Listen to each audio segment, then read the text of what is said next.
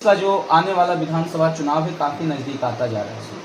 आपकी पार्टी की रणनीति क्या है? 20 साल से लगातार यहाँ के विधायक एक ही हैं, कोई परिवर्तन नहीं आ रहा है। ना तो सीट में परिवर्तन आ रहा है, ना तो बिहार शरीफ के अंदर परिवर्तन आ रहा है। जो 20 साल पहले बिहार शरीफ था, आज भी वही देख लीजिए। पूरे शहर की हालत बद से बदतर हो गई है त्रिपाठी जी। आप देखिए 20 साल राज करने के बाद भी कहाँ विकास है। यहाँ पे तो डबल इंजन की सरकार है, एनडीए की सरकार है, नीतीश कुमार का गृह जिला है, नालंदा का हेडक्वार्टर बिहार शरीफ है। बिहार शरीफ की हालत दयनीय स्थिति में है। यहाँ की जनता ने वोट ज़रूर किया है, लेकिन उसका वोट का सम्मान उनको नहीं मिला है, उनका रिटर्न उनको नहीं मिला है। इस बार बिहार शरीफ की जनता ज़रूर बदलाव चाहती है और इस बार ज़रूर बदलाव आएगा, क्योंकि इससे पहले जो भी कैंडिडेट विपक्ष में थे उन्होंने अपनी तैयारी को मुकम्मल नहीं की या उनको जीत नहीं मिल सका। लेकिन इस बार बिहार शरीफ के लोगों ने ठान लिया है, न सिर्फ मुसलमानों ने, सारे वर्गों के लोगों ने ठान लिया है कि हमें बदलाव लाना है और एमआईएम की सीट यहाँ से निकल गई है। आपका कहाँ विकास है? विकास तो नज़र नहीं आ रहा है। हो सकता है विकास आया होगा, हम लोग सोए होंगे, वो किसी को नज़र नहीं आया और वो विकास आकर चला गया। ऐसा भी विकास होता है देश के अंदर। मोदी का राज है, कुछ भी हो सकता है।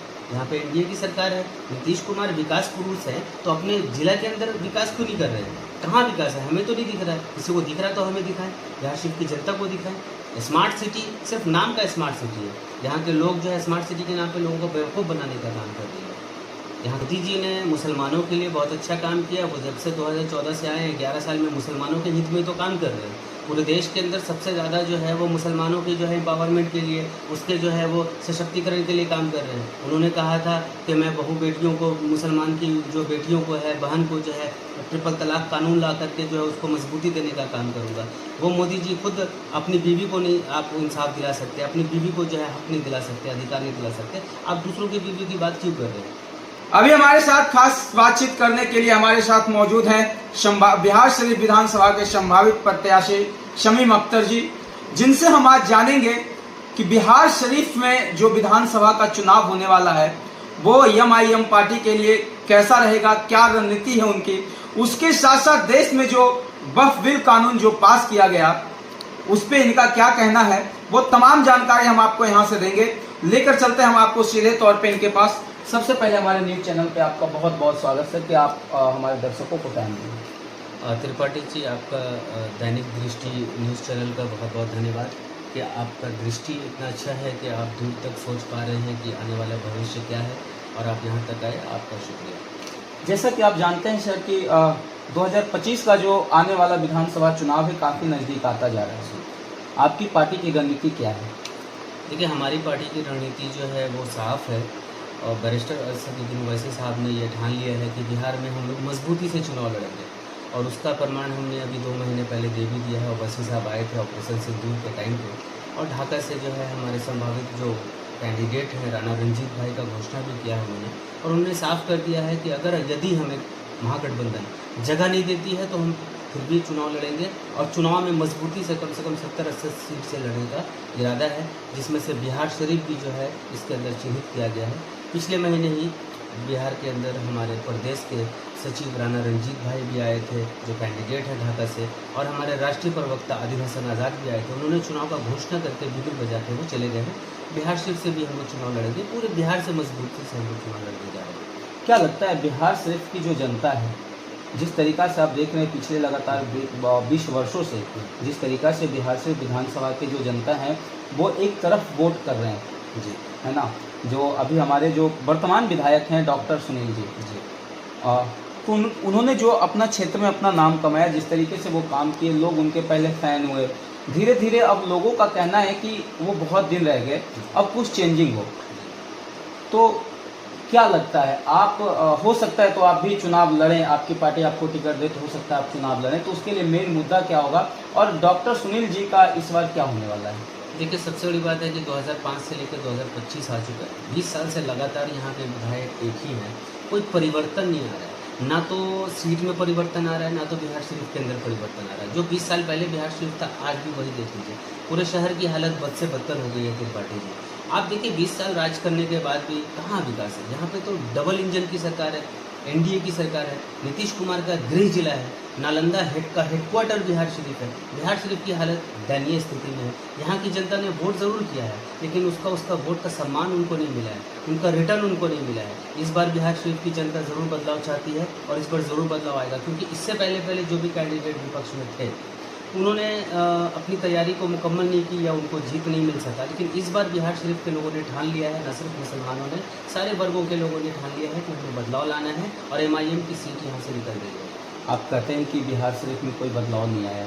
पिछले 2022 से लगातार बिहार शरीफ स्मार्ट सिटी बनाया जा रहा है। चकाचक रोड है, सबके घरों पे बिजली है, गैस सिलेंडर घर घर तक पहुंचाया गया। 11 जो वृद्धा पेंशन था 400 रुपये से हटाकर उनको 1100 रुपये कर दी गई। और आप कह रहे हैं विकास नहीं है। देखिए, विकास 2022 से स्मार्ट सिटी ज़रूर बन गया है बिहार से, लेकिन सिर्फ ये कागज़ पर, ज़मीन पर नहीं। स्मार्ट सिटी के नाम पे यहाँ बिहार शरीफ के लोगों से डबल टैक्स लिया जा रहा है। नगर निगम जो है, जो टैक्स 2022 से पहले लिया जाता था वो बहुत कम था, आज 3 गुना टैक्स जो है जनता से लिया जा रहा है। लेकिन उसको कहाँ मिल रहा है सुविधा कहाँ है? आपने बोला रोड चकाचक बन गया है। अभी बरसात का सीजन है, रेनी मौसम में आप पूरे बिहार शरीफ का माहौल जाकर देख लीजिए, क्या हालत है। सड़क में इतने बड़े बड़े खड्डे हैं। कोई एक शहर, कोई एक मोहल्ला बता दीजिए आप, कोई सड़क बता दीजिए जो सही से विकास हुआ है। अभी मैं देख रहा था कि भैंसासुर से लेकर के वहाँ नाथ सिनेमा तक जो सड़क जाती है, जिसको आलमगंज मार्केट की तरफ, वो अभी बना है। 2 महीने के अंदर अंदर उसकी हालत जर्जर हो गई है। हिमादपुर के पास एक सड़क बनी थी, वहाँ 3 महीने के अंदर उसकी हालत जर्जर हो गई है। कहाँ विकास है? विकास तो नज़र नहीं आ रहा है। हो सकता है विकास आया होगा, हम लोग सोए होंगे, वो किसी को नज़र नहीं आया और वो विकास आकर चला गया। ऐसा भी विकास होता है देश के अंदर। मोदी का राज है, कुछ भी हो सकता है। यहाँ पे NDA की सरकार है, नीतीश कुमार विकास पुरुष है, तो अपने जिला के अंदर विकास क्यों नहीं कर रहे हैं? कहाँ विकास है? हमें तो नहीं दिख रहा है। किसी को दिख रहा है तो हमें दिखाएं, बिहार शरीफ की जनता को दिखाएं। स्मार्ट सिटी सिर्फ नाम का स्मार्ट सिटी है। यहाँ के लोग जो है स्मार्ट सिटी के नाम पे लोगों को बेवकूफ़ बनाने का काम कर रही है। यहाँ की खास करके मैं जो अभी इसमें सत्ता में है, चाहे वो MP हो, चाहे वो MLA हो, चाहे वो जो भी म्यूनसिपल कॉरपोरेशन के लोग हैं, वो भी जिम्मेदार हैं। उनकी भी पूरी की पूरी जिम्मेदारी है। विकास के नाम पे बिहार शरीफ के अंदर विनाश है। आप मोदी जी की बात कर रहे हैं। मोदी जी ने तो मुसलमानों के लिए इतना अच्छा काम किया, वक्फ और कानून पास किया उन्होंने, जिससे कि गरीब टाइप के जो मुसलमान हैं, गरीब वर्ग के जो मुसलमान हैं, उन्हें फ़ायदा पहुँचे, उन्हें लाभ हो उससे। मोदी जी ने मुसलमानों के लिए बहुत अच्छा काम किया। वो जब से 2014 से आए हैं, 11 साल में मुसलमानों के हित में तो काम कर रहे हैं। पूरे देश के अंदर सबसे ज़्यादा जो है वो मुसलमानों के जो है एम्पावरमेंट के लिए, उसके जो है वो सशक्तिकरण के लिए काम कर रहे हैं। उन्होंने कहा था कि मैं बहु बेटियों को, मुसलमान की जो बेटियों को है, बहन को जो है ट्रिपल तलाक कानून ला करके जो है उसको मजबूती देने का काम करूँगा। वो मोदी जी खुद अपनी बीवी को नहीं आप इंसाफ दिला सकते, अपनी बीवी को जो है हक नहीं दिला सकते, अधिकार नहीं दिला सकते। आप दूसरों की बीवी की बात क्यों कर रहे हैं? उसी तरह से वक्फ बोर्ड का कानून जो है वो हमारा कानून है, हमारा संपत्ति है, वो हम देखेंगे उसकी हिफाजत हमें कैसे करनी है। आप कौन होते हैं दखल देने वाले?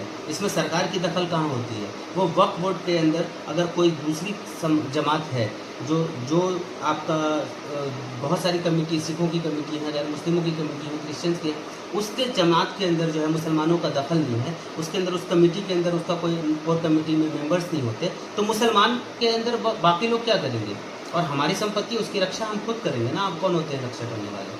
आप रक्षक के नाम पे भक्षक बनना चाहते हैं। आप हमारी ज़मीन जायदाद को अडानी अंबानी को देना चाहते हैं। ये सरकार तो पूरी दुनिया जानती है कि अडानी अंबानी की सरकार है, ये कॉरपोरेटर्स की सरकार है, उद्योगपतियों की सरकार है। आज रेलवे स्टेशन बेचा जा रहा है, आज पूरा ट्रेन बेचा जा रहा है। बड़ी बड़ी संपत्तियों को, सरकारी संपत्तियों को किसको बेचा जा रहा है? तो ये सरकार चाहती है मुसलमानों के पास एक बहुत बड़ी जायदाद है जो वक्फ के नाम पे है, उस ज़मीन पे कब्जा करके हम जो है किसी न किसी को वो दे दें, उद्योगपतियों को दे दें।